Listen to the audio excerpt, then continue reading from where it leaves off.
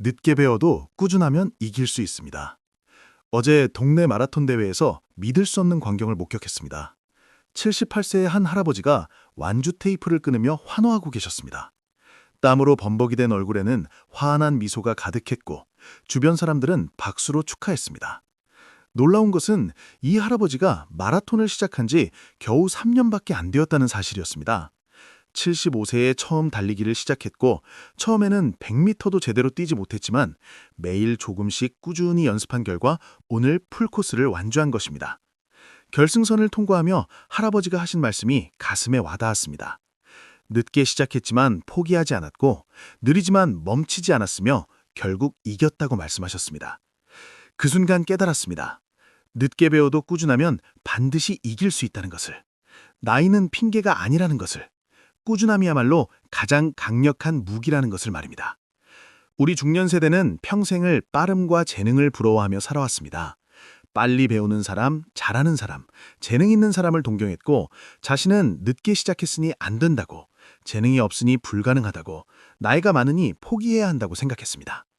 하지만 이것은 완전히 잘못된 생각입니다. 진짜 승부는 속도가 아니라 꾸준함으로 결정됩니다. 빨리 배워도 금방 그만두면 의미가 없고 재능이 있어도 노력하지 않으면 퇴보하며 젊어도 포기하면 아무것도 이루지 못합니다. 반대로 늦게 시작해도 꾸준히 하면 결국 이기고 재능이 없어도 매일 하면 실력이 생기며 나이가 많아도 멈추지 않으면 반드시 목표에 도달합니다. 제 배학 선배의 감동적인 이야기부터 시작하겠습니다. 그분은 65세에 피아노를 시작했습니다. 평생 악기를 만져본 적이 없었고 악보도 읽을 줄 몰랐으며 음악적 재능도 전혀 없었습니다. 주변 사람들은 모두 말렸습니다.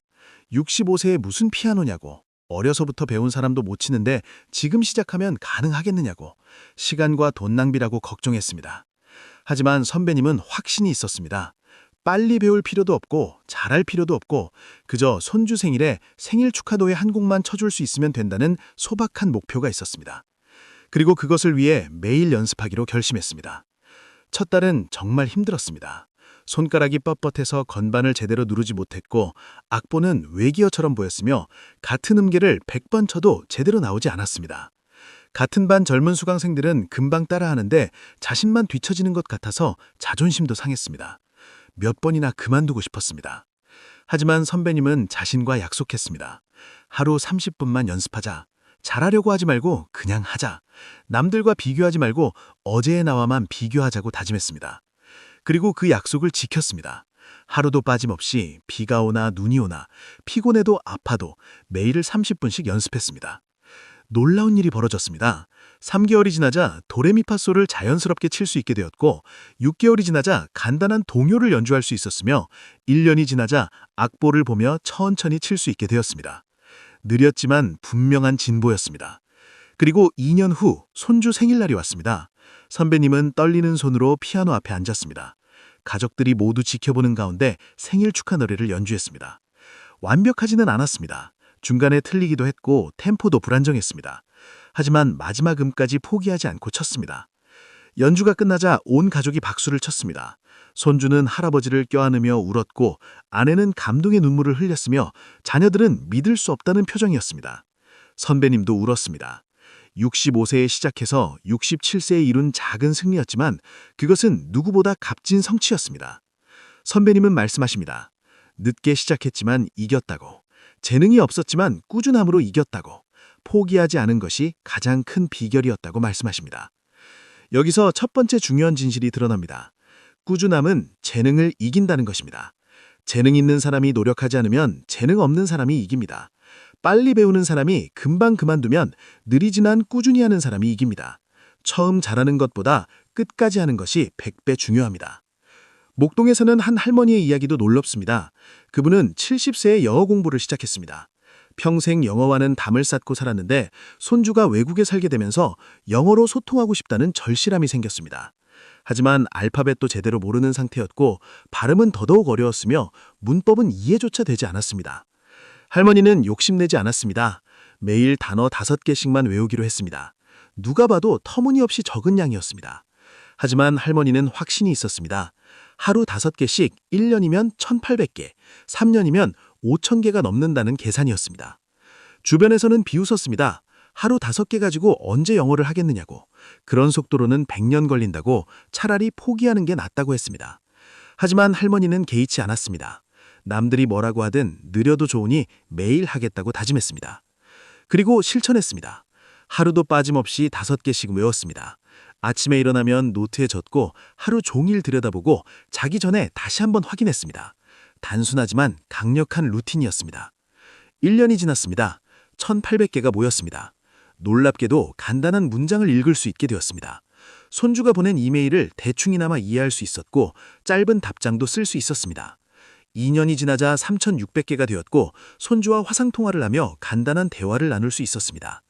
3년이 지난 지금 할머니는 5000개가 넘는 단어를 알고 기초 회화가 가능하며 손주와 영어로 소통합니다. 70세에 시작해서 73세에 이룬 기적입니다. 할머니는 말씀하십니다.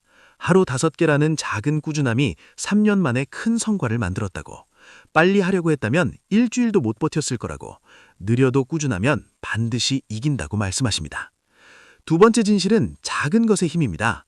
많은 사람들이 거창한 계획을 세우고 실패합니다. 하루 3시간 공부하겠다고 다짐했다가 사흘 만에 포기하고 매일 운동하겠다고 결심했다가 일주일 만에 그만둡니다. 하지만 작게 시작하면 다릅니다. 하루 30분, 하루 10분, 아니 하루 5분이라도 매일 하면 쌓입니다. 강남에 사는 한 할아버지는 68세에 걷기를 시작했습니다. 건강검진에서 당뇨 전 단계 진단을 받고 운동을 시작해야 했는데 평생 운동과 담을 쌓고 살았기 때문에 막막했습니다. 욕심내지 않고 매일 10분씩만 걷기로 했습니다. 처음 일주일은 10분도 힘들었습니다.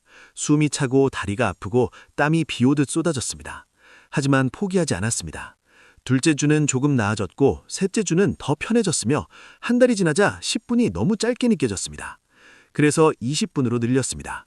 석 달 후에는 30분, 6개월 후에는 40분을 걸었고 1년 후에는 1시간을 걸었습니다. 그리고 2년이 지난 지금 할아버지는 매일 2시간씩 걷습니다. 당뇨 수치는 정상으로 돌아왔고 체중은 15kg이 줄었으며 건강 나이는 오히려 젊어졌습니다. 할아버지는 말씀하십니다. 처음부터 2시간을 걸으려고 했다면 하루도 못 버텼을 거라고. 10분이라는 작은 시작이 결국 2시간이 되었다고. 작게 시작하는 것이 비결이라고 말씀하십니다. 세 번째 진실은 비교하지 않는 것입니다. 남들과 비교하면 좌절합니다. 누군가는 나보다 빠르고 누군가는 나보다 잘하고 누군가는 나보다 쉽게 배웁니다. 하지만 그것은 중요하지 않습니다. 중요한 것은 어제의 나와 오늘의 나를 비교하는 것입니다. 분당에 사는 한 할머니는 75세에 서예를 시작했습니다.